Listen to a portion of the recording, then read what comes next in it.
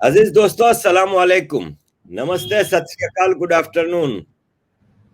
जो हालात चल रहे हैं भारत के हवाले से, दुनिया में क्या साजिशें हो रही हैं, इन सब को जानने के लिए हमने एक बहुत ही मोतबर, बहुत ही वेल नोन पर्सन है जो कि पूरे हालात पे एक बड़ी नज़र रखती हैं, मिस सोनम महाजन, उनको दावत दी है। मिस सोनम, नमस्कार and welcome to the show. नमस्ते आरिफ जी। सोनम जी, आप एक गहरी नज़र रखती हैं तमाम चीज़ों पे और आपका एक पॉइंट ऑफ व्यू है जिसको बहुत ज़्यादा फॉलो किया जाता है। तो मेरा इस सिलसिले में आपसे पहला सवाल ये है कि चाइना और पाकिस्तान भारत के दो पड़ोस मुल्क में हैं। इन दोनों की ह्यूमन राइट्स रिकॉर्ड सबसे खराब हैं, दोनों के ह्यूमन राइट्स रिकॉर्ड सबसे खराब हैं। तो क्या वजह है कि इंटरनेशनल मीडिया टारगेट तो करता है भारत को, जहां पे ह्यूमन राइट्स के हवाले से बड़ी सिविल फ्रीडम है, सिविल लिबर्टीज हैं, और पाकिस्तान और चाइना के बारे में खामोश है? क्यों इंटरनेशनल मीडिया इतना भारत को टारगेट करता है? आरिफ जी, सारा फंडिंग का मामला है। आप हमारी लेफ्ट मीडिया, इंडिया के लेफ्ट मीडिया को भी उठा के देख लें तो आपको बहुत ज़्यादा एंटी चाइना आपको आर्टिकल्स नहीं मिलेंगे। जबकि चाइना की पूरी दुनिया में चाइना को इस चीज़ के लिए क्रिटिसाइज किया जा रहा है जो वो वीगर मुसलमानों के साथ कर रहे हैं, या इन जनरल जो उनका एक एक्सपेंशनिस्ट माइंडसेट है चाइनीज गवर्नमेंट का, या as the state, as the Chinese state, जो उनका एक माइंडसेट है, उसकी जो जितना क्रिटिसिज्म मैं देख रही हूँ वो बाहर हो रहा है। बट आप इंडिया में देखें, अगर हमारा खुद का जो लेफ्ट मीडिया है वो भी उस चीज को ज्यादा हाईलाइट नहीं करना चाहता, तो कहीं ना कहीं ये एक फंडिंग का भी मामला है, और एक नेक्सस तो डेफिनेटली है ही है पाकिस्तान और चाइना के बीच में। And of course, since India is Pakistan enemy, तो China is capitalising on that, और Pakistan as usual being a fool is playing into their hands. जबकि पाकिस्तान को चाइना के मुद्दे उठाने चाहिए। पाकिस्तान बहुत कस्टोडियन बनता है मुसलमानों का, तो उनके मुद्दे उठाने के बजाय हम देखते हैं कि चाइना की पाकिस्तान जो है वो बार बार खुशामदीद कर रहा है। आप देखें जो चाइनीज पाकिस्तान में है वो कोई रूल नहीं फॉलो करते। सीपेक का आप हाल देख लें, कोई एम्प्लॉयमेंट जनरेट नहीं हुई पाकिस्तानीज के लिए, बट फिर भी उनको, क्योंकि दोनों का जो माइंडसेट है वो दोनों का काफी सिमिलर है, दोनों का ही एक माइंडसेट है एक्सपेंशनिज्म का, बिगेट्री का, दूसरों पे प्रताड़नाएं करने का, तो वो कहीं ना कहीं उनका वो जो मेंटालिटी है वो मैच करती है दोनों कंट्रीज की। और इन्होंने मिलके एक नेक्सस बना लिया है, अच्छी खासी फंडिंग कर रहे हैं, अच्छा खासा पैसा स्पेंड कर रहे हैं, और दे वांट कि कहीं ना कहीं इंडिया की इमेज खराब हो, और जिसका फायदा उनको हो, या इंडिया अपना एक इंटरनल कॉन्फ्लिक्ट में उलझा रहे, ताकि वो अपनी इकोनॉमी पे ध्यान ना दे पाए, अपनी साइंस एंड टेक्नोलॉजी पे ध्यान ना दे पाए, ताकि उसका जो पूरा फोकस है वो एक कॉन्फ्लिक्ट में धंसा रहे, because China sees India as a threat. तो उनका तो मुझे मजबूरी समझ में आती है कि चाइना इंडिया को अपने एक मुकाबले की तरह देखता है, तो इसलिए ऐसा करता है। बट मुझे हमारे यहाँ के जो बुद्धिजीवी हैं उनकी मुझे समझ में नहीं आती। The so called protectors of human rights, उनको चाइना की ह्यूमन राइट्स वायलेशंस नहीं दिखती, उनको पाकिस्तान की ह्यूमन राइट्स वायलेशंस नहीं दिखती। चाइना और पाकिस्तान की सांठ-गांठ भी मुझे समझ में आती है, और चाइना का इंडिया के अगेंस्ट जो कंस्पिरेसी है वो भी मुझे समझ में आता है। जो मुझे समझ में नहीं आता है वो ये है कि दुनिया भर के, चाहे आप इंडिया में लगा लो, चाहे आप बाहर के देशों में लगा लो, the so called human rights groups, जिसमें जो रेडिकल लेफ्ट का बहुत ज्यादा जहां पे बोलबाला है, आप उनको देखिए, उनकी क्या मजबूरी है कि आप चाइना के खिलाफ ना बोले। और इंडिया को, हमारे यहाँ कोई इंटरनल मैटर होता है, कुछ भी होता है जो मतलब पूरे कंट्रोल में है, उसके बावजूद मीडिया में ऐसे दिखाया जाता है कि पता नहीं इंडिया नहीं हो गया अफगानिस्तान हो गया। तो पैसे का मामला है, और आपको मैंने बोल ही दिया कि ये दोनों की सांठ-गांठ है कहीं ना कहीं भारत को पीछे करने की, ताकि चाइना तो अपनी दौड़ में लगा हुआ है, वो तो चाहते ही है कि they become the super power, और वो उनकी इकोनॉमी दिन ब दिन बेटर हो, उनका ट्रेड दिन ब दिन बेटर हो, बट पाकिस्तान की तो कोई ऐसी भी कोई मजबूरी नहीं है इंडिया से लड़ने की। पाकिस्तान का तो कंप्लीटली एक रिलीजियस एक वॉर है जो पाकिस्तान 70 सालों से इंडिया के अगेंस्ट लड़ता आ रहा है, जब से मतलब ऑफिशियली तब से लड़ता आ रहा है, बट पहले भी जिन्ना जैसे जो लोग थे जब वो भारत में थे, तो लड़ाई तो कब से ही शुरू हो गई है ये। तो yeah, so it's an unholy nexus between China and Pakistan to basically wage a war against India. China एक इकोनॉमिक वॉर वेज करना चाहता है भारत के खिलाफ, और पाकिस्तान का तो एज यूजुअल वो कभी रिलीजन से उठ ही नहीं पाते। इकोनॉमी के नाम पे उनके पास कुछ नहीं है, नेशनल सिक्योरिटी के नाम पे उनके पास कुछ नहीं है। आप अगर एजुकेशन सेक्टर में देखें तो Pakistan again is not doing so well there also. तो उनके पास तो कोई कारण ही नहीं है, उनका तो शुरू से एक ही गोरीला वॉरफेयर किस्म की वो लड़ाई लड़ते आ रहे हैं, जिसमें उनको पता ही नहीं है कि अंत क्या है। और ऑनेस्टली स्पीकिंग इसका कोई अंत है भी नहीं है, क्योंकि ये माइंडसेट की लड़ाई है। इंडियन आर्मी 4 आतंकवादी गिरा देगी कश्मीर में, तो वो अगले दिन 8 और ट्रेन करके भेज देंगे। उनका क्या जाता है, उनको तो यही कहना है कि भैया मुसलमानों को बहुत परेशान करते हैं भारत में, आप जाओ और आप लड़के आओ। एंड मुझे समझ में नहीं आता कि किस तरह की वहां की आवाम भी है कि वो मतलब उठ के आ जाती है सिर्फ एक इमेजिनरी जन्नत के पीछे, वो गोली खाने भी पहुंच जाती है। तो sad state of affair, but then there is not much we can do. अच्छा, इसमें जैसे इंटरनेशनल मीडिया का रोल है, तो आपने देखा होगा कि रिसेंटली अमेरिकन प्रेसिडेंट ट्रंप के अकाउंट को ट्विटर पे ब्लॉक कर दिए जाते थे और उनकी ट्वीट्स को कवर कर दिया जाता था। तो आज सुबह प्रधानमंत्री श्री नरेंद्र मोदी जी ने एक ट्वीट की छत्रपति शिवाजी महाराज के जन्म उस पे, तो उसको ट्विटर ने फोटो को कवर कर दिया विथ कैप्शन के सेंसिटिव मैटर। तो भारत को क्या करना चाहिए? ये जो इंटरनेशनल मीडिया है वो जो इतना वो है, तो भारत की क्या पॉलिसी होनी चाहिए? अगर पाकिस्तान और चाइना फाइनेंसिंग कर रहे हैं और ये साजिशें कर रहे हैं, तो भारत के पास भी तो पैसा है। भारत की कहाँ पे कमजोर है भारत इंटरनेशनल मीडिया के हवाले से? अनफॉर्चुनेटली इंडिया हमेशा ही एक इंफॉर्मेशन वॉरफेयर में पीछे ही रहा है। मुझे बोलते हुए बहुत दुख होता है, पर अगर आप देखें पाकिस्तान ने आज तक हमसे कोई वॉर ऐसी नहीं है जिसमें पाकिस्तान इंडिया से जीत के गया हो, जबकि सारी की सारी वॉर्स पाकिस्तान ने ही स्टार्ट की थी। उसके बावजूद भी कहीं ना कहीं एक मिस इन्फॉर्मेशन या डिस इन्फॉर्मेशन कैंपेन आप कह लें कि इंडिया के खिलाफ मतलब दशकों से चलता आ रहा है, जिसके लिए हमने कुछ किया नहीं है ज्यादा। But I am a bit dilated कि जो हमारी जो अभी की जो मौजूदा हमारी जो सरकार है वो इस चीज पे थोड़ा ध्यान दे रही है। और हम देखते हैं कि जो इंडियन डायस्पोरा है बाहर के देशों में, वो भी आवाज उठाता है जब भी इस तरह के जो एलिमेंट्स हैं जिनको फंडिंग मिलती है पाकिस्तान से या चाइना से या बाहर के देशों में, जब भी भारत की इमेज खराब करने की कोशिश करते हैं, तो डेफिनेटली ये जो नई सरकार जो आई है इसने कहीं ना कहीं एक वो क्रिएट तो किया ही है, वो नेशनलिज्म की भावना कि जो लोग पहले बॉदर नहीं करते थे अब वो उठ के आते हैं। दूसरी बात, एक हो गया मेन स्ट्रीम मीडिया, एक हो गया सोशल मीडिया। अब सोशल मीडिया को कंट्रोल करना तो मतलब काफी हद तक मुश्किल है, और मेरे हिसाब से कंट्रोल करने की कोशिश भी नहीं करनी चाहिए। It should be more like any platform जिसपे जो प्लेटफॉर्म है उसकी इंटरफेरेंस बहुत कम हो। अगर आप कहने को बात करें तो ट्विटर या फेसबुक ये तो अपने आप को एक प्लेटफॉर्म, एक न्यूट्रल प्लेटफॉर्म की तरह ही प्रोजेक्ट करते हैं कि हमारी खुद की कोई भी इडियोलॉजी नहीं है, हम एक प्लेटफॉर्म है जहां लोग आते हैं और अपनी बात करते हैं। बट कहीं ना कहीं ये उनके एक्शंस में ट्रांसलेट नहीं होता। अगर ऐसा होता तो हम देखते कि अगर सस्पेंशंस हो रही हैं हेट स्पीच की वजह से, या फिर फॉर पेडलिंग रिलीजियस बिगेट्री और फॉर इनकरेजिंग टेररिज्म, तो फिर ये सस्पेंशंस जो हैं ये बुरे लोग तो दोनों तरफ होते हैं, लेफ्ट में भी होते हैं राइट में भी होते हैं। जो एक्सट्रीमिस्ट होते हैं वो हर धर्म में भी होते हैं। बट हम देखते हैं कि जब ये टेक जायंट्स की बात आती है तो ये लोग बड़ा सिलेक्टिवली काम करते हैं।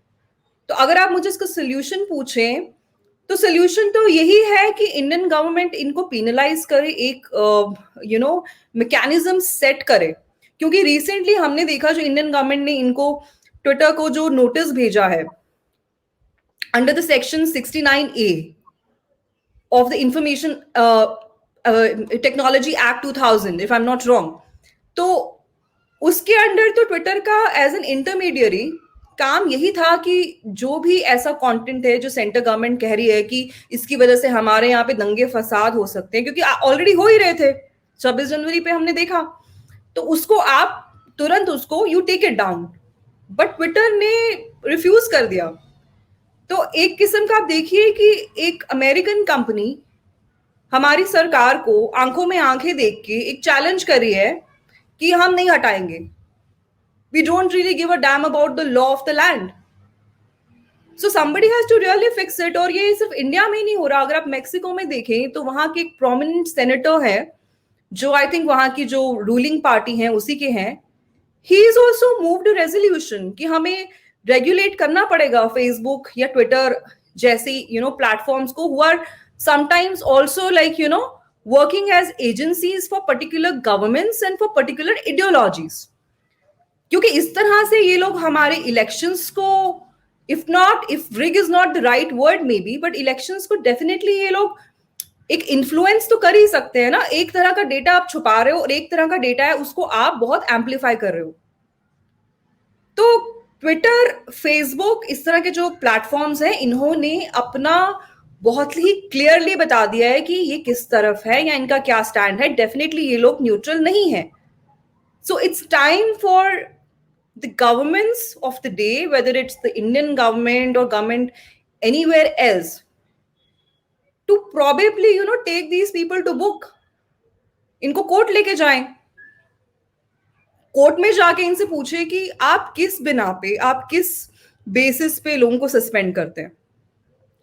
आपने डोनाल्ड ट्रंप को तो सस्पेंड कर दिया, जबकि देखिए उनको, देखिए उन्हीं की असेंबली ने क्विट कर दिया है, बट ट्विटर ने उनको कन्विक्ट कर दिया। ट्विटर एक क्वासी जुडिशियल, वो होता है ना एंटिटी, वैसे काम करने की कोशिश कर रहा है।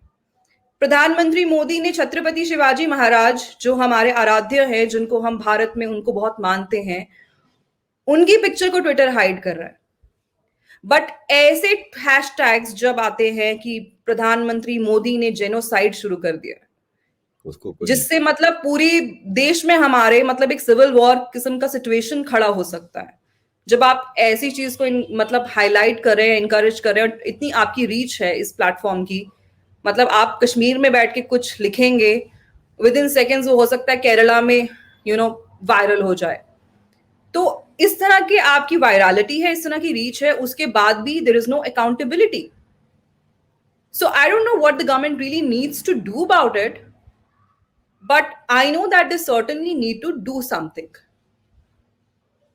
या सोनम जी, भारत पे लगभग 60 साल, 55-60 साल कांग्रेस ने हुकूमत की है, और जितने हम बड़े ब्लंडर्स देखते हैं, जैसे 1948 में जो कश्मीर का सरेंडर था वो कांग्रेस की सरकार में हुआ, खालिस्तान मूवमेंट का जो हुआ 84 में मामला, वो फिर एलटीटी के मामला, और जितने हम देखते हैं ये सब कांग्रेस के हुए। लेकिन कांग्रेस आज ये चीख रही है, क्वेश्चन कर रही है करंट गवर्नमेंट को कि आपने चाइना के आगे हार दिया, आपने ये कर दिया। तो क्या वजह है कि कांग्रेस पहले भी भारत के नेशनल इंटरेस्ट के अगेंस्ट, मतलब एक बात हो रही है कि जाहिर है वो आफ्टर ऑल भारत की एक पार्टी है, रिप्रेजेंटेटिव पार्टी है, लेकिन क्या वजह है कि नजर ये आता है कि वो आज भी नेशनल इंटरेस्ट को छोड़ के अपनी बस एक लगी बंदी ओपोजिशन को वो कर रहे हैं, और एक ऐसे सवालात उठा रहे हैं उन मुद्दों पे जो कि इनकी अपनी गवर्नमेंट के क्रिएटेड हैं। आरिफ जी, पहले तो जो आज की कांग्रेस है और जो इंदिरा गांधी जी के समय की जो कांग्रेस थी उसमें बहुत फर्क है। I for one can have so many disagreements with Indira Gandhi ji, but I understand the Punjab issue well. I know कि इंदिरा गांधी जी का उतना कोई कसूर था नहीं जितना दिखाया जाता है। She also tried everything in her capacity to control the situation in Punjab, to tackle Khalistani extremism जैसे ही वो शुरुआत हुई थी उसकी, बट अनफॉर्चुनेटली वैसा हो नहीं पाया। और फिर उसको ठीक करने के लिए कुछ ऐसे कदम उठाए गए जिससे बहुत सारे लोगों की भावनाएं आहत हुई, या फिर ऑफ कोर्स बहुत सारे ऐसे एजेंट्स भी थे जो एक्टिव हो गए, जिन्होंने इस चीज को बहुत एजेंडा बना दिया कि भाई एक पर्टिकुलर धर्म के जो सबसे वहां उनका जो सबसे ज्यादा पवित्र जो उनका श्राइन माना जाता है, वहां पे इंडियन गवर्नमेंट ने अटैक किया।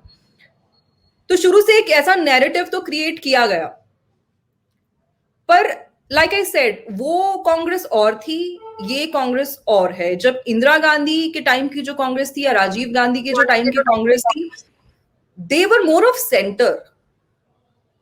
उन्होंने भारत के हवाले से ज्यादा सोचा कंपेयर टू कि वो रिलीजन के हिसाब से सोचें या किसी भी और हवाले से उन्होंने इतना नहीं सोचा जितना उन्होंने from the country's point of view Indira Gandhi ji ने सोचा।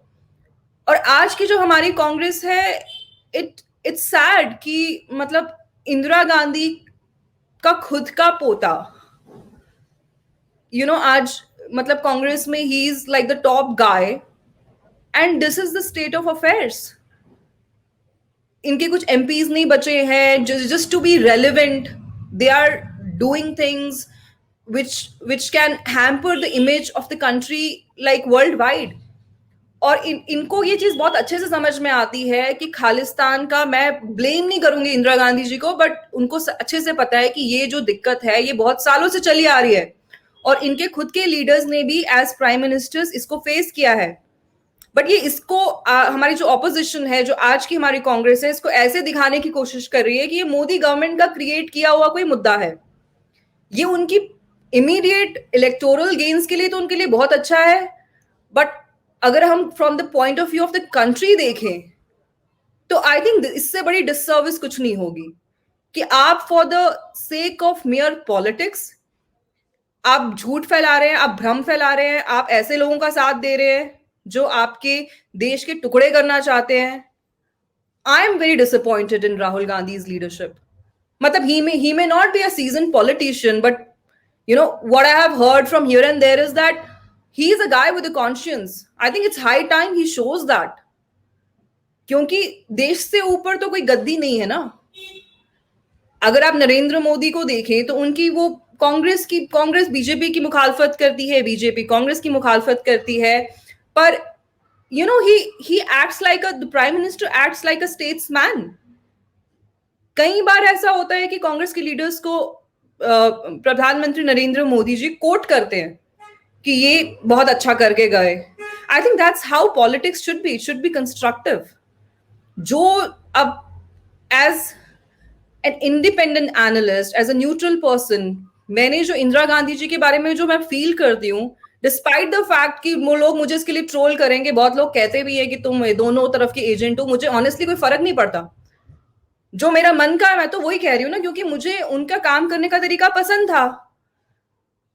ठीक है, हर कोई भी ऐसा राजनेता नहीं है जिसकी लाइफ की, जिसके टेन्योर में कुछ गलत चीजें नहीं हुई होंगी, बट आप what matters is that it was the same Indira Gandhi who basically freed Bangladesh from Pakistan. आज वरना हमारे लिए कितना बड़ा मसला होता वो भी।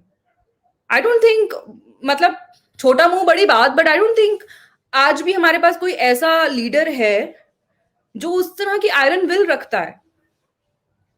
और ये जो कांग्रेस पार्टी आज कर रही है, खालिस्तानी एलिमेंट्स को बढ़ावा देके फॉर पेटी इलेक्टोरल गेन्स और just to gain popularity among the Sikh community, जो उनसे काफी नाराज रही है बहुत सालों से बिकॉज ऑफ 1984 रायट्स, जो भी इनकी स्ट्रैटेजी है।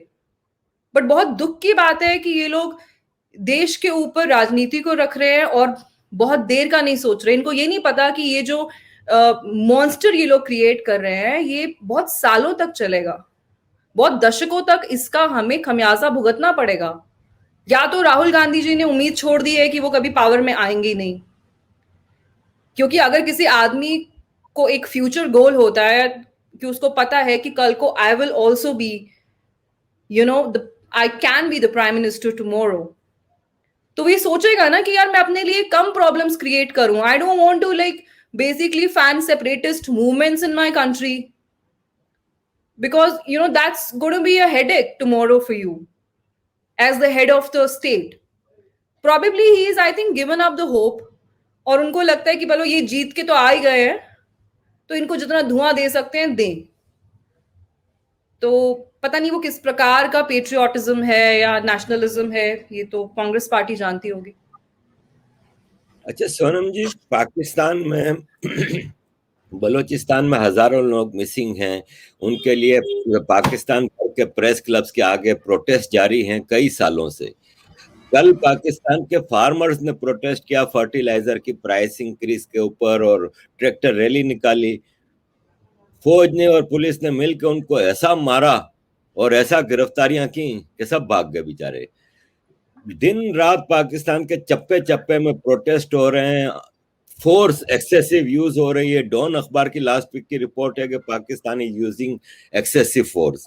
लेकिन उस पर कोई रियाना नहीं बोलती, उस पर कोई ग्रीटा नहीं बोलती, उस पर कोई कैनेडियन पार्लियामेंट, ब्रिटिश पार्लियामेंट में आवाज नहीं उठती. लेकिन भारत में एक फार्मर्स प्रोटेस्ट हो रहा है. देखें, मैं ह्यूमन राइट्स एक्टिविस्ट हूं. मैं बिलीव करता हूं कि प्रोटेस्ट हर आदमी का राइट है, लेकिन रायट्स और प्रोटेस्ट में फर्क होता है. यहाँ पे इंटरनेशनल मीडिया, इंटरनेशनल और कुछ ऐसी चीजें हो रही हैं. टूल किट क्या है, इस हवाले से मुझे जरा बताइए कि ये टूल किट का क्या किस्सा है जो आजकल चल रहा है, और भारत के हवाले से जो सेलिब्रिटीज और इंटरनेशनल मीडिया जो फार्मर्स प्रोटेस्ट के हवाले से चीजें कर रहा है, उसके बारे में कुछ बताइए हमें. बहुत सोची समझी साजिश आप इसको कह सकते हैं, क्योंकि जब ये प्रोटेस्ट शुरू हुए थे तो इनको इस तरह से प्रोजेक्ट किया गया था कि ऑर्गेनिक प्रोटेस्ट है, लोग दुखी हैं, लोगों को बहुत ज्यादा मुश्किलों का सामना करना पड़ रहा है because of the new farm laws. तो एक प्रोजेक्शन तो ये था कि ये सब ऑर्गेनिकली हो रहा है, परेशानी में लोग अपने घरों से निकल रहे हैं. बट ये हम लोग तो देख पा रहे हैं यहाँ बैठ के, बट शायद जो बाहर के देशों में जो लोग होंगे वो सोचते होंगे कि अरे सच में, मतलब I don't even know if Rihanna really knew the whole story. हो सकता है कि इन लोगों को ऐसे ही प्रोजेक्ट किया जा रहा हो कि भाई वहां पे बहुत ज्यादा ह्यूमन राइट्स वायलेशंस हो रही है, और कहीं ना कहीं लाइक आई सेड कि हमारा जो देश है, हम लोग हमेशा कहीं ना कहीं इंफॉर्मेशन वॉरफेयर में पीछे ही रह जाते हैं. वॉरफेयर तो छोड़ दीजिए, हम लोग ठीक से इंफॉर्मेशन अपनी हम स्प्रेड भी नहीं कर पाते, कि जो हमें सच दिखाना है हम वो भी नहीं मासेस तक ले जा पाते सही तरीके से.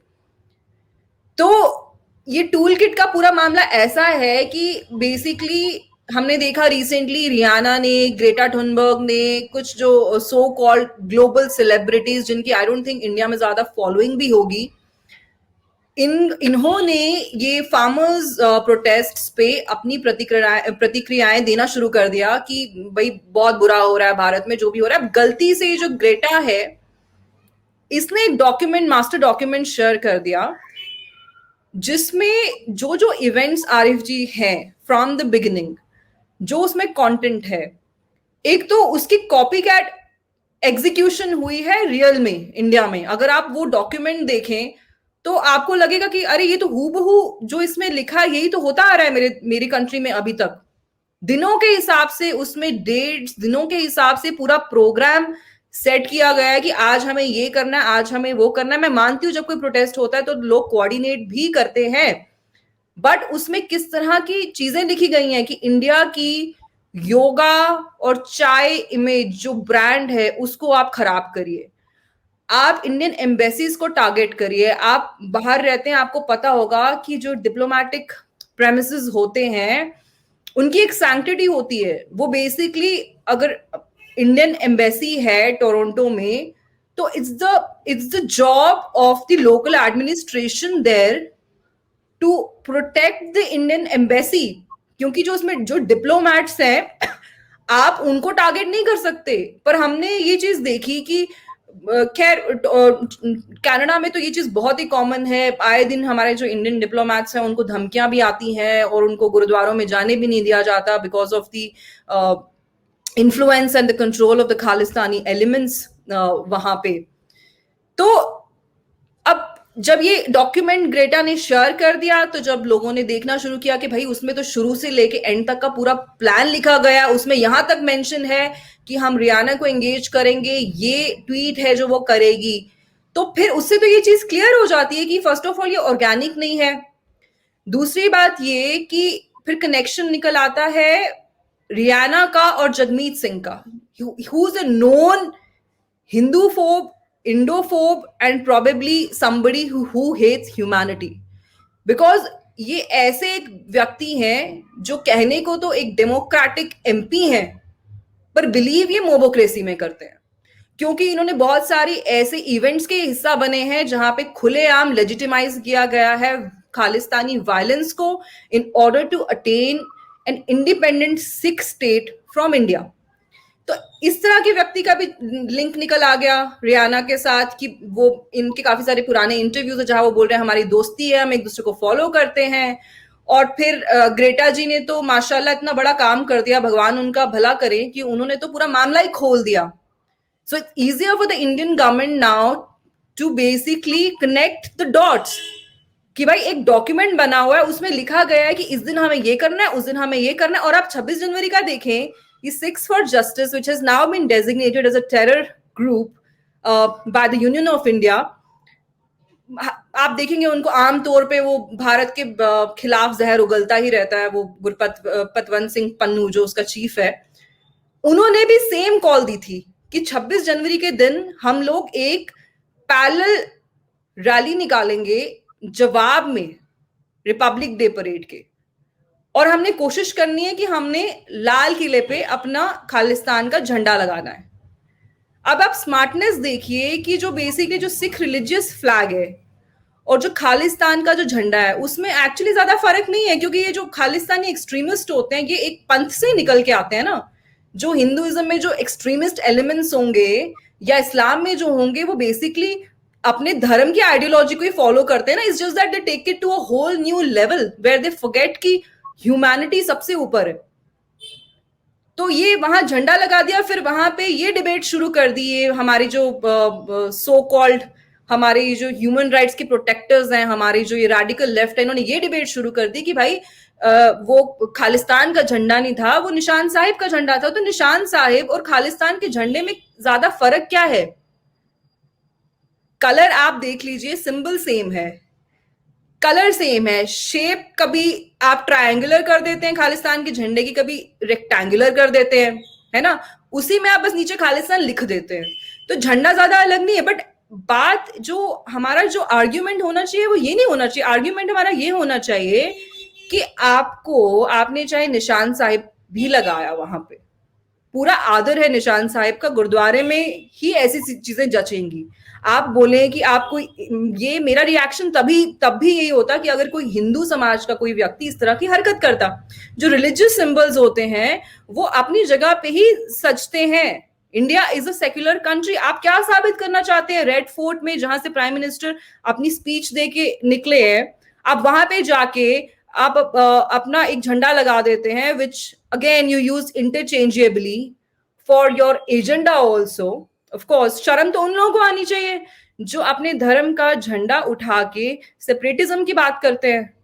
शर्म तो उन लोगों को आनी चाहिए कि आपने, चाहे कई लोगों का आर्गुमेंट था कि भाई इंडिया का झंडा नहीं हटाया, इंडिया का झंडा भी लगा था, तो भाई कल को फिर मुसलमान बोलेंगे हम साथ में इस्लाम का झंडा लगा देते, हिंदू बोलेंगे हम अपना भगवा झंडा लगा देते, तो यही सब चलता रहेगा क्या?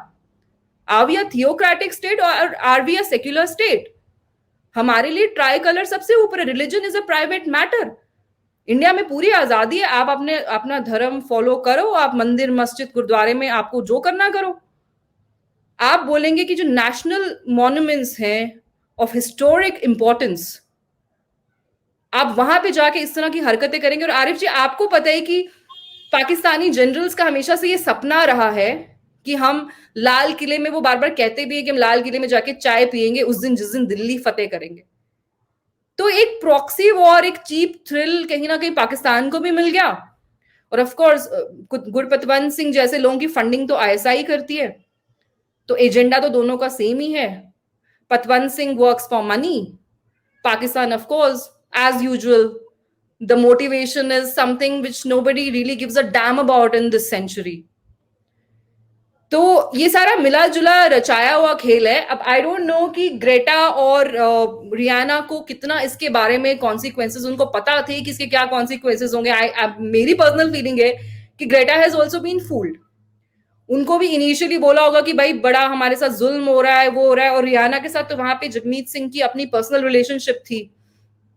तो और ये जो पॉप स्टार है, एक क्लाइमेट एक्टिविस्ट है, मतलब हमारे भारत में मैं ग्रेटा की खुद की जो उनकी accomplishments हैं at a very young age, I am not really trying to discredit her और क्रिटिसाइज हर. वो अच्छा काम कर रही हैं, करें अपने स्पेस में. बट आई थिंक जो आपका जो एक स्पेस होता है ना जिसमें आपका एक्सपर्टीज होता है, या तो आपको उस पर बात करनी चाहिए, या फिर अगर आप दूसरे मामलात में अपनी नाक घुसा रहे हैं तो आप उसके बारे में अच्छे से रिसर्च कर लें. अगर उन्होंने रिसर्च की होती तो सबसे पहले वो डॉक्यूमेंट वो अपलोड ना करती, राइट? अगर उनको असल में मामला समझ में आया होता कि क्या हुआ है. So I think these people have just been taken for a ride. Honestly speaking, मुझे पर्सनली ऐसा नहीं लगता कि they've been. So anyway, so like I said कि मुझे ये मेरा पर्सनल मानना है, मुझे ऐसा लगता है कि बहुत ज्यादा इसमें कोई पैसे का लेन देन नहीं है. Because you know somebody like Rihanna is beyond money according to me, unless it's really really really huge money. I don't really rule that out, but I feel it's more of a case of misinformation and miseducation. ये इनको mislead किया गया है, and I'm sure they must also be regretting it in their heads. Probably people like what is her name, Harris, Meena Harris. What's her name? Meena Harris, right? People like Meena Harris and people like Mia, I can't talk about them because Meena, as usual, उसका हमेशा से ही जो उसका stand रहा है वो Indian government के against रहा है. एंड उनके जो जनरली जो उनके ट्वीट्स होते हैं वो भी मोटिवेटेड लगते हैं मुझे by certain ideology. She doesn't come from a position of neutrality according to me. तो हो सकता है कि इन लोगों को तो डेफिनेटली किसी तरह का हो सकता है पुश हो, बिकॉज मीना के ऊपर otherwise also there are allegations of her using her aunt's clout, who's Kamala Harris, the vice president of the United States. So recently White House also told her not to use her aunt's clout to basically further her own brand. तो हो सकता है कि वो लोग motivated हो, किसी agenda का हिस्सा हो. बट कहीं ना कहीं मुझे लगता है ग्रेटा और Riyana have just become victims of miss information, और इनको यूज किया गया है. पर्सनल रिलेशनशिप्स का बेसिकली गलत इस्तेमाल किया गया है. ग्रेटा का जैसे पहचान थी दिशा के साथ, the girl who is been arrested for interrogation. तो I think उसने ग्रेटा को मिसलीड किया because she had her contact, and since these people they're always looking for causes somehow to prove to the world कि हाँ हम we are watching. तो इन लोगों को इस्तेमाल किया गया है. वहां पे दिशा ने ग्रेटा को इस्तेमाल किया है, और वहां पे जगमीत ने रियाना को. Little did I think they knew that what they getting into. कुछ और भी लोग थे, a couple of more global celebrities जिन्होंने इस पे ट्वीट किया था. I think there's a hip hop star from Australia. उसने भी किया था, but he removed it later saying that this is something I have very little information about, so I don't think I should get into it. So I think that's the way about it. And if Rihanna and Greta tomorrow, if they feel that they really should come out and express regret over this, I think that would be great, and that would be the most responsible thing to do. Sonam जी, अभी एक pandemic चल रहा है. Pandemic में भारत का role बड़ा constructive और पूरी दुनिया में बड़ा एडमायरेबल है कि उन्होंने वैक्सीनेशन के हवाले से गरीब मुल्कों की मदद की. पाकिस्तान भी एक चीज बड़ी एक्सपोर्ट करता है, शायद दुनिया में सबसे ज्यादा उस कमोडिटी की एक्सपोर्ट पाकिस्तान से होती है, दैट इज टेररिज्म. और उससे बड़ी मार्केट है अफगानिस्तान और कश्मीर. कश्मीर में पाकिस्तान की बड़ी इन्वेस्टमेंट है. पिछले 31 साल से पाकिस्तान वहां पे ह्यूमन इन्वेस्टमेंट भी कर रहा है और फाइनेंशियल इन्वेस्टमेंट भी कर रहा है. अभी करंट सरकार ने लास्ट ईयर 1.5 साल पहले आर्टिकल 370 और आर्टिकल 35A का एब्रोगेशन किया. वहां पे नॉर्मलिसी लाने की पूरी कोशिश की जा रही है. टेररिज्म का वहां पे वो हाल नहीं है जो हुआ करता था. स्टोन पेल्टिंग नहीं हो रही। हालांकि आज सुबह कश्मीर में 2 पुलिस वालों को गोली मार दी, जिसकी वीडियो वायरल चल रही है इस वक्त, और एक आतंकवादी ने आके उनको गोली मार दी। तो अभी भी हालात वो नहीं है। मेरा आपसे सवाल ये है कि दिया मिर्जा ने अभी एक ट्वीट की थी कि कश्मीर में पता नहीं इतने दिनों बाद 4G इंटरनेट शुरू हो गया। चले, शुरू तो हुआ। सवाल ये है आपसे मेरा कि आप शायद कश्मीरी बैकग्राउंड को आपसे बेहतर बहुत कम लोग जानते होंगे। वहां से 31 साल पहले वहां के ओरिजिनल इनहेबिटेंट कश्मीरी पंडित या कश्मीरी हिंदूज को वहां से निकाला गया, उनका जेनोसाइड हुआ, उनके घर कब्जा कर लिए, इनके मंदिर कब्जा कर लिए। आज भी वो वापस नहीं जा पा रहे। अभी लास्ट वीक एक कृष्णा ढाबा वाले के ऊपर भी हमला हुआ, वो वापस वहां पे श्रीनगर जाने की कोशिश कर रहा है। जो भी वहां जाने की कोशिश कर रहा है, आज भी उनको भगा दिया जाता है। सवाल ये है कि क्या आप समझती हैं कि नियर फ्यूचर कश्मीरी पंडित वापस अपनी जगह पे जा सकेंगे? ऐसी कोई सूरत हाल पैदा कर सकेगी भारत सरकार? See what the government wants to do, only they can tell. But honestly speaking, मेरी personal feeling मुझे लगती है कि this is a far-fetched dream. About this particular area जहाँ पे कृष्णा ढाबा है, it's a highly secure area. इसके पास में ही यूएन का भी जो उनके जो ऑब्जर्वेंस ग्रुप होता है उसका ऑफिस है। फिर 200 मीटर पे जेएनके के जो चीफ जस्टिस हैं उनका ऑफिस है। और ये सारे ये जो अटैक हुआ है कृष्णा ढाबा की, उस मौके पे हुआ है जब फॉरेन इनवॉइस जो हैं, there was a delegation of diplomats who were on a visit to Srinagar. Basically ये उस टाइम पे हुआ है। तो जब एक हाईली सिक्योर एरिया में, जिससे और जो ये जो इनवॉइस हैं, इनका भी जो होटल जहाँ पे ये लोग रुक रहे थे, वो it was hardly like 2 kilometres from there. तो जब यही लोग सिक्योर नहीं है, और आप मैं तो गवर्नमेंट की भी इसमें गलती नहीं मानती। आप बताइए, जो आज का जो हम कश्मीर में जो हमला हुआ है, एक आतंकवादी आता है out of nowhere and he opens fire at a couple of unarmoured policeman. उसमें 2 जो है वो मार्टियर भी हो गए आज। तो आप ऐसे माइंडसेट को आप कैसे फाइट करेंगे? आप कितनी भी आर्मी लगा लें, कितनी भी पुलिस लगा लें, आप इसको मिटिगेट ही कर सकते हैं, आप इसको कभी खत्म नहीं कर सकते। और ये डी रेडिकलाइजेशन भी I don't think it's possible, because it's happening for so many years. इतने सालों से आई थिंक दुनिया भर में कोशिश की गई है डी रेडिकलाइज करने की। जो इस्लामिस्ट माइंडसेट के जो लोग हैं, आई डोंट थिंक उनको ये चीज समझ भी आती है। तो ऐसे माहौल में जब फॉरेन इनवॉइस कश्मीर में है, पूरी सिक्योरिटी है, सब कुछ है, उसके बावजूद एक ढाबे में घुस के किसी के ऊपर गोली चला देना, और फिर आज जो हुआ पुलिस वालों के ऊपर, निहत्थे पुलिस वालों के ऊपर गोली चला के भाग जाना, ये तो अच्छी चीज नहीं है। मुझे नहीं लगता इस माहौल में कोई भी वहां जाके रहना चाहेगा। और दूसरी बात, ये जो एक कश्मीरियत, ये जो शैम है, जो बेसिकली एक नाम है इस्लामियत का ही, जिसको बहुत ही फैंसीली, जिसको पूरा पैकेज करके it's projected as some sort of a secularism. Basically आप, this is a technique to other the people of other states in India. एक आउटसाइडर सिंड्रोम कश्मीर में क्रिएट किया गया। मुझे बहुत दुख हुआ कि बहुत सारे लोग कल जब कृष्णा ढाबा पे परसों हमला हुआ है, तो तब भी यही एक थ्योरी को पेडल किया जा रहा था कि भाई इनका डोमिसाइल का चक्कर था, वो लोग इनसिक्योर हो गए कि बाहर के लोग आके बस जाएंगे। पहले तो मैं बताना चाहूंगी कि वो जिनका ढाबा है, they are Maharaj from Jammu. उनका डोमिसाइल का क्या मामला है? And does it even justify it? ये एक देश है, हमारी एक कॉन्स्टिट्यूशन है, हमारा एक फ्लैग है, हमारे यहाँ पे पूरे देश में सेक्युलरिज्म चलता है, हमारी एक हमारा संविधान है। उसके बाद ये आउटसाइडर इनसाइडर पॉलिटिक्स क्या है? और शर्म आनी चाहिए। ये जो डायनास्ट हैं जो कश्मीर के, इनको, मैंने महबूबा मुफ्ती का ट्वीट पढ़ा, मुझे समझ में नहीं आया कि ये दिस पर्सन, ये हमारी चीफ मिनिस्टर रह चुकी हैं। उनके अल्फाज क्या हैं कि violence is never the answer.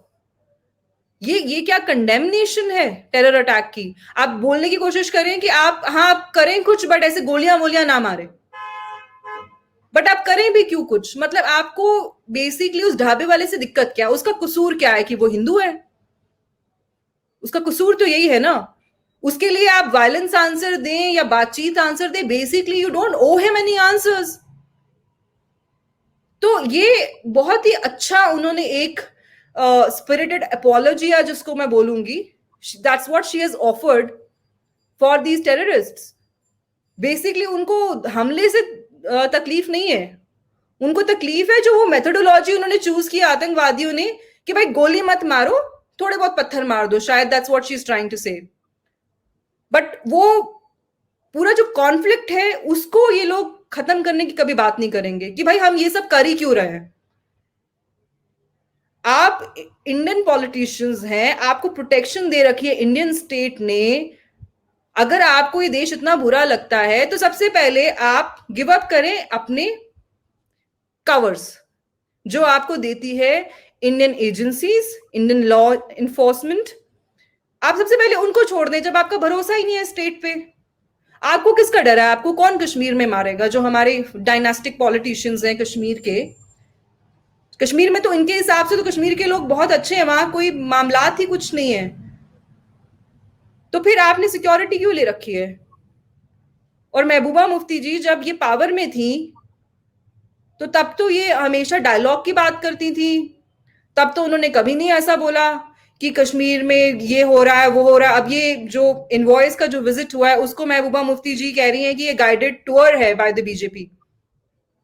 मतलब किसी को लाए तो बुरा, ना लाएं बोले हमारा इंटरनल मैटर है, बाहर रहिए, let the Indian state handle the law and order, तो इन लोगों को प्रॉब्लम है। अब गवर्नमेंट ने बोला कि ठीक है जाइए आप, पूरा एक डेलीगेशन जाइए और देख के आइए कि क्या हो रहा है कश्मीर में। And all of these people they are very impressed by the democratic reforms in Kashmir, यही उनके स्टेटमेंट्स भी हैं। अब उससे भी उमर अब्दुल्ला और महबूबा मुफ्ती जैसे लोगों को दिक्कत है, तो दिक्कत तो फिर इन्हीं को है ना। आम लोग वहां पे नॉर्मल है, वहां पे एक सेक्शन है जो इस तरह की चीजें करती है which is of course backed and funded by Pakistan. But दुख की बात यह है कि चलो वो जो भड़के हुए, जो जिनको हम सो कॉल्ड भटके हुए नौजवान हैं, I know that they don't really have so much ground support as Pakistan projects it to be. JNK बहुत बड़ा है, जम्मू तो कश्मीर से भी बड़ा है, और लद्दाख तो चलो अब अलग हो गया, बट कश्मीर का पहले तो कश्मीर ऐसे भी छोटा है जम्मू एरिया से, जम्मू प्रोविंस से। फिर कश्मीर में again there are a couple of districts which are problematic, जहां पे वहाबिज्म या सुन्नी आइडियोलॉजी जो है वो बहुत ज्यादा वहां पे उसका चलन है। इस वजह से वहां पे ये रेडिकल माइंडसेट है लोगों का, रेडिकल माइंडसेट है। तभी तो आजादी के टाइम पे आईसिस के झंडे पकड़ के कहते हैं ना हमें आजादी दो, तभी तो कहते हैं ना पाकिस्तान से हमारा क्या रिश्ता। वरना अगर कोई कोई दिक्कत पॉलिटिकल है तो इस्तेमाल मस्जिदों का ही होता है हमेशा इस तरह की चीजों के लिए। बातें यही कही जाती हैं कि कश्मीर में निजाम मुस्तफा चलेगा, the rule of the profit. अगर ये पॉलिटिकल मसला है तो इसमें रिलीजियस स्लोगन्स ही क्यों हमें हमेशा सुनने को मिलते हैं? कश्मीरी पंडितों को निकालने के टाइम भी रिलीजियस स्लोगन्स मिले। और ये कृष्णा ढाबा की जो ये जो ओनर है, ये I think he was one of the very few who stayed back, जिसने अपना बिजनेस वाइंड अप वहां नहीं किया। और आप देखें दिन दहाड़े उनको गोली मार दी। इस तरह के माहौल में कोई क्या करेगा? और इस तरह के माहौल में does the Indian army or the Indian state even have the option of scaling down the military operations? Invoice के विजिट के बीच में आप ऐसी हरकतें कर रहे हैं, आप दिन दहाड़े मतलब बंदूकें लेके निकल गए। हमें अफगानिस्तान थोड़ी ना बनाना है, हमें सीरिया थोड़ी ना बनाना है। इंडिया के not just let this happen कि करते रहो, ह्यूमन राइट्स है, सेक्युलरिज्म है। You don't negotiate with terrorists. ऐसा बंदा जो बंदूक लेके किसी की सीने में गोली दाग रहा है, उसके क्या ह्यूमन राइट्स है? उसके साथ आप क्या नेगोशिएट करोगे? उसको बंदूक के उस पार वो जब देखता है तो उसको वहां जन्नत दिखती है। That's his motivation. You can't fight such a person. उसको आप क्या समझाओगे? जो आदमी पाकिस्तान से आता है, नशे में धुत है और इनडिस्क्रिमिनेट फायरिंग कर रहा है और पकड़े जाने पे कहता है मैं तो यहाँ पे मैं तो जी हिंदुआ नु मारन आया सी, ਸਾਡੇ ਉੱਥੇ ਕਹਿੰਦੇ हैं कि बड़ा तशद्दुद ਹੁੰਦਾ ਪਿਆ है भारतीय मुसलमाना नाल। उसको आप क्या सिखाएंगे? उसको आप नहीं समझा सकते। ऐसे व्यक्ति को तो या तो सच में उसको उसकी जन्नत भेज देना चाहिए, या तो फिर उसकी जगह है जेल। और फिर इस तरह के लोगों को जब आप इनके खिलाफ कोई कार्रवाई करते हैं तो ये एमनेस्टी इंटरनेशनल खड़ी हो जाती है। भाई जो आज हमारे 2 पुलिस वाले वहां मारे गए हैं, उनकी ह्यूमन राइट्स की कौन बात करेगा? जो दिल्ली में हमारे सैकड़ों जो हमारे पुलिस वाले, जिनको उठा उठा के नीचे फेंका है, जिनको डंडे, जिनके ऊपर तलवारें निकाल ली गई हैं, वो अपने बचाव में कुछ नहीं करेंगे? अगर वो अपने बचाव में बात करेंगे तो आप बोल देंगे कि तशद्दुद करते हैं जी, पुलिस ने हम पे डंडे चलाए, टीयर गैस चलाई। ये हरकतें, इस किस्म की हरकतें आप किसी वेस्टर्न कंट्री में करके दिखाएं, despite it doesn't really matter कि irrespective of who is in the power, it won't be tolerated. France हमारे सामने इतनी बड़ी एग्जाम्पल है। फ्रांस में आप आए दिन देखें the kind of things they are doing. Macron, who used to be the knight in shining armor for the left, Indian left, is suddenly a villain for them. क्यों? Because he's standing up for his country. मेरे हिसाब से आपकी ideology कुछ भी हो, your nation is supreme. जब आप किसी देश के प्रधानमंत्री होते हैं तो आपके ऊपर जिम्मेदारी होती है अपनी आवाम को प्रोटेक्ट करने की। फिर उसके लिए आप ये नहीं सोचते कि मुसलमान ऑफेंड हो जाएगा, सरदार ऑफेंड हो जाएगा, या हिंदू ऑफेंड हो जाएगा। जिसको ऑफेंड होना है वो होता रहे। Your job is to restore the law and order. That's what Macron is doing. But since the radical left basically they want कि भाई जो इस्लामिस्ट है आप उनको खुला हाथ दे दो कि भैया वो गली गली में भून दे लोगों को। आपको एक ऐसा निजाम चाहिए जहां पे एक औरत के साथ बलात्कार होता है तो वो 5 आदमी लेके आएगी पहले प्रूव करने के लिए, और नहीं कर पाई तो आप उसको पत्थरों से मार दें। ये इस तरह का निजाम है जो हमारी लेफ्ट सो कॉल्ड, हमारी जो हमारी जो लेफ्ट है, जो so called protector of women अपने आप को कहती है, जो हमारी जो लेफ्टिस्ट फेमिनिस्ट्स हैं, ये ऐसी आइडियोलॉजी को कैसे सपोर्ट कर सकते हैं जिससे इनको पता है कि ये फ्यूचर है? By supporting Islamist terror in Kashmir, what are you aiming for? कि ये धीरे धीरे बढ़ के फिर दिल्ली में तो हमने देख लिया क्या हशर हुआ। आप एंटी सीए राइट्स देख लें या फिर ये रिपब्लिक डे वायलेंस देख लें, तो आप क्या चाहते हैं कि ये जो माइंडसेट है ये धीरे धीरे कश्मीर से निकल के इंडिया की मेट्रो सिटीज में भी फैल जाए? सिर्फ चुप रहना काफी नहीं है आरिफ जी। अगर आप अपने आगे पीछे कुछ गलत देखते हैं तो बहुत सारे लोग हैं वो सोचते हैं मुझे पढ़ना ही नहीं है, वो भी गलत है। That is also enabling this. काफी दुख की बात है कि हमारी जो पॉलिटी है, इंडियन पॉलिटिशियंस जो हैं ये इतने बटे हुए हैं। मुझे दुख होता है कि इवन पाकिस्तान में भी आपको ये चीज देखने को नहीं मिलेगी। जब नेशनल इंटरेस्ट की बात आती है तो वो सारे लोग साथ हो जाते हैं। बट ये इंडिया में बहुत दुख की बात है कि ऐसा होता है। It's probably because the Indian politicians they love their chair more than their people and more than their country.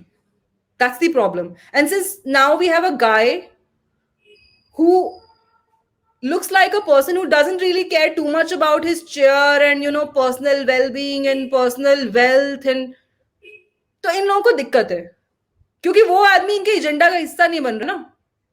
पहले चलता था मिल बांट के खाएंगे, वो सब हो गया बंद। तो फिर पूरी कोशिश है कि इस व्यक्ति को बाहर निकाले ताकि वो पुराना वाला ही काम चले कि भाई खाते रहे और स्विस बैंक भरते रहे।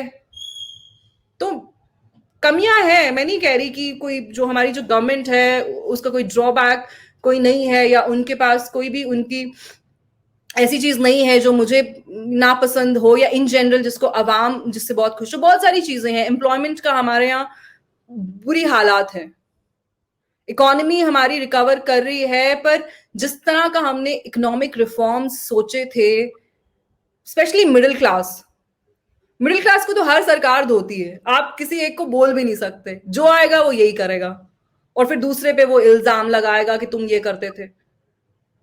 तो दिक्कतें हैं, हर देश में होती हैं। आप सरकार को कुछ भी बोलें, किसी को कोई फर्क नहीं पड़ता, आपका हक है। आपने वोट दिया है, नहीं दिया है। Even Narendra Modi is more than happy to take criticism, whether you vote for him or you don't vote for him. He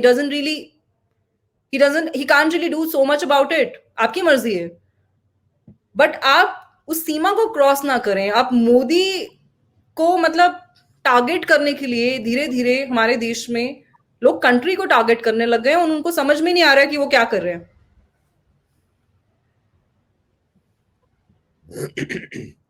Sonam जी, जो हालात आपने बताए मोरलेस पूरे देश के, जो अभी जो सिनारियो आपने बताया, उसको देखते हुए अभी हफ्ते 10 दिन पहले एक वाकया हुआ था दिल्ली में।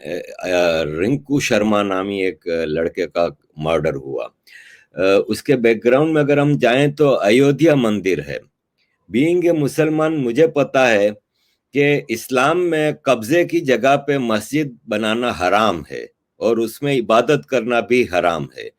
तो ये तो साबित हो गया था कि अयोध्या राम जन्मभूमि मंदिर था जिसको तोड़ के बाबरी मस्जिद बनाई गई। तो राइट। वो मस्जिद को हटा के वापस मंदिर बनाने का कोर्ट का एक दानिशमंदाना फैसला था और बहुत ही करेक्ट फैसला था।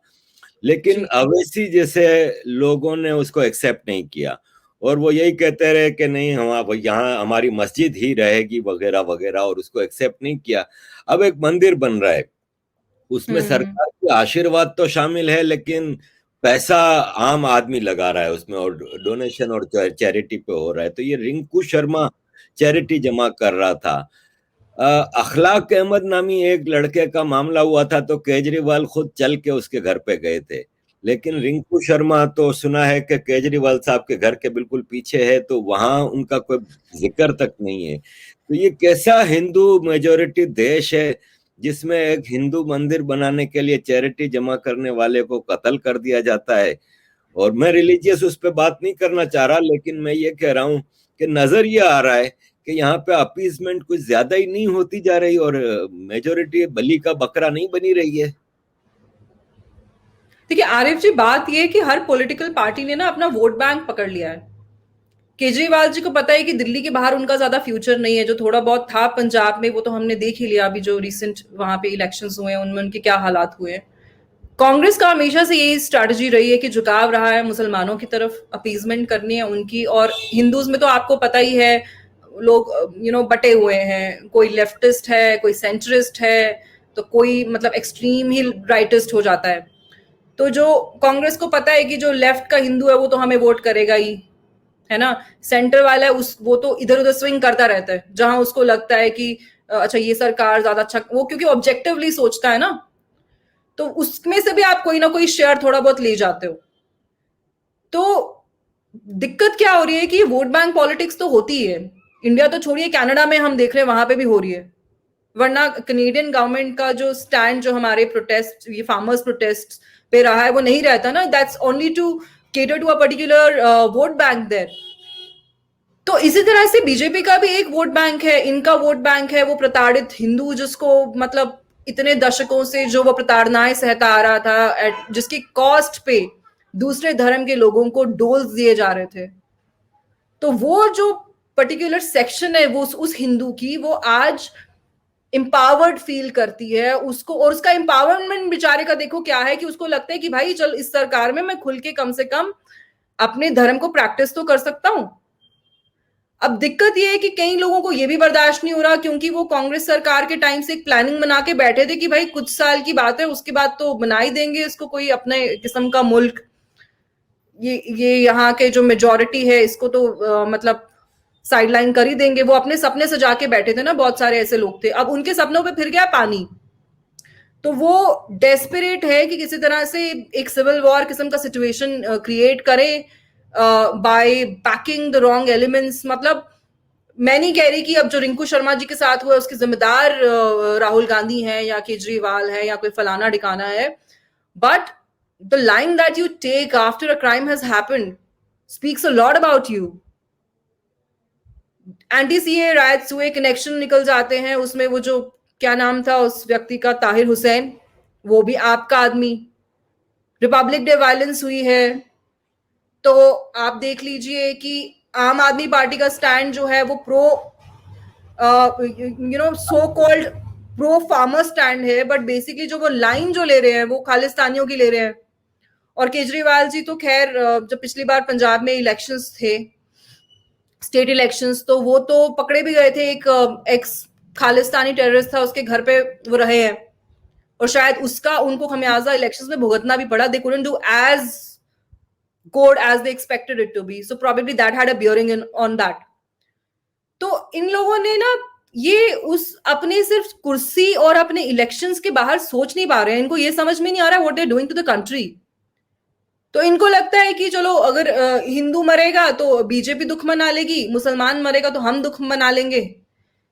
इनको ये समझ में नहीं आ रहा that human lives are getting lost, families are getting ruined. We are encouraging a culture of mob justice, whether it is Akhlaq or it is Rinku Sharma or it's an Ankit Saxena. A life is a life. End of the day, you are encouraging a culture of mob justice. सब कुछ तो ऐसे भी हमारे लोग हैं जिन्होंने ऐसे ट्वीट कर दिए कि वो बजरंग दल का एक्टिविस्ट था जी। That's about it. So according to them, since he's a Bajrang Dal activist, he must be killed. What kind of logic is that? ये जो नॉर्मलाइजेशन है वायलेंस की by any political party, I am against it and I feel कि ये सब लोग करते हैं, अपने एजेंडा के हिसाब से लोग विजिट करते हैं। और ये घटिया हरकत आपको सिर्फ हमारे भारत देश में ही मिलेगी कि मजहब के हिसाब से, अपनी पॉलिटिकल लीनिंग के हिसाब से लोग मुर्दे को भी देखने जाते हैं।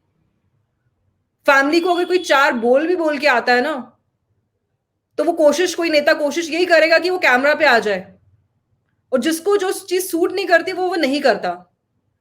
As a statesman, as a politician, or as an elected representative of the public, what a Kejriwal or a Rahul Gandhi or a Narendra Modi should do is be, have the same kind of treatment for everybody. That's the least our chosen representatives can do.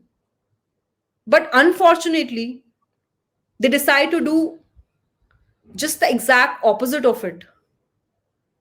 Delhi में केजरीवाल जी रिंकू शर्मा के घर नहीं जा सकते, but वो उठ के कहीं उत्तर प्रदेश में कोई अगर किसी मुसलमान व्यक्ति की हत्या हुई तो वहां जा सकते हैं। हाथरस में हमने देखा कैसे लाइन लग गई थी, नेताओं की लग गई थी, बहुत बुरा हुआ। मैंने तो बहुत उस चीज की मुखालफत की। मुझे फर्क नहीं पड़ता कोई मुझे बोले कि तुम क्या एंटी योगी हो, मुझे अपने आप को किसी को एक्सप्लेन नहीं करना। मुझे कहीं लगेगा मेरी कंट्री में कुछ गलत हो रहा है, लॉ एंड ऑर्डर का प्रॉब्लम है कहीं पे, तो मैं बोलूंगी। I can like Yogi ji, but that doesn't mean कि I overlook whatever is happening around me. ऐसा तो नहीं कर सकते ना, आपकी सिर्फ एक लीनिंग के कारण आप सच और झूठ से मुंह फेर ले, आप ऐसा नहीं कर सकते। उत्तर प्रदेश के उन्नाव में आरिफ जी इतनी बुरी दिक्कत है महिलाओं के लिए, इतना मतलब बुरे हालात है वहां पे, इतने सारे रेप केसेस वहां पे होते हैं। बहुत दुख होता है मुझे, कुछ ऐसे लोग हैं जो सिर्फ सरकार को डिफेंड करने के लिए ये कहने लग जाते हैं कि ये ऑपोजिशन ने कराया होगा। मतलब आप लोग कब शर्म करेंगे, आप लोग कब समझेंगे जब आपकी खुद की माँ और बेटी के साथ ऐसा होगा। कानून सबके लिए बराबर होना चाहिए, और जो नेता हैं उनको irrespective of what your religion is, it shouldn't matter. But unfortunately ऐसा होता है। और मैं but I don't want to single out a Kejriwal और a certain Gandhi because they are not the only people doing it, ये हर कोई करता है। BJP also maintains a stoic silence on so many things where the awam expects them to speak. BJP को भी आप देखें, जब बिहार में इलेक्शंस थे तो उनको कह दिया कि जब वैक्सीन आएंगी तो तुम्हें फ्री दी जाएंगी अगर हम आ गए। अब वेस्ट बंगाल में इलेक्शंस आने वाले हैं तो नए बजट में आप देख लीजिए। तो ये जो नेता है ना, ये ठगने का ही काम करता है। बहुत कम ही लोग होते हैं जो जेन्युइनली काम करते हैं, और वही बेचारे टारगेट होते हैं। Everybody knows that Narendra Modi could be anything. He's incorruptible. He doesn't have an agenda. He thinks कि मैं जब तक हूं, मतलब look at him, he works for so many hours a day. By disregarding his personal health, he's working for his people. How many people like Narendra Modi would you find even in the BJP? Not many. So I wouldn't want to single out anybody. I think the Indian polity in general, they really need to, buckle up and probably look around कि भाई दुनिया में क्या हो रहा है. ये इस तरह की बातें आज भी हमारे देश में होती है कि कोई लड़की का बलात्कार हो जाता है तो अरे खेतों में क्यों मिलती हैं बलात्कार हुई लड़कियां. इस तरह की बातें आज भी हमारे देश में हो रही हैं. कभी कोई समाजवादी पार्टी का कर देगा, कोई भाजपा का कर देगा, but end of the day गलत है ना ये. ऐसी बातें नहीं होनी चाहिए. तो मेरा तो यही आग्रह रहेगा केजरीवाल जी से कि उन्होंने जैसे ये जो परपेट्रेटर्स हैं 26 जनवरी की जो वायलेंस है, उनको भी he has kind of supported them by saying कि उनके अगेंस्ट जो भी स्टेट लीगल एक्शन ले रही है, it's some sort of fascism और some sort of intolerance. I think he should reconsider his words. He should think about it कि what is the kind of narrative he's trying to build, and it puts our country in a very tight spot. अब जैसे 1984 के जो rights हुए थे वो rights थे, वो जेनोसाइड नहीं था. वो राइट्स थे जो भड़क गए because the situation had been volatile for a while.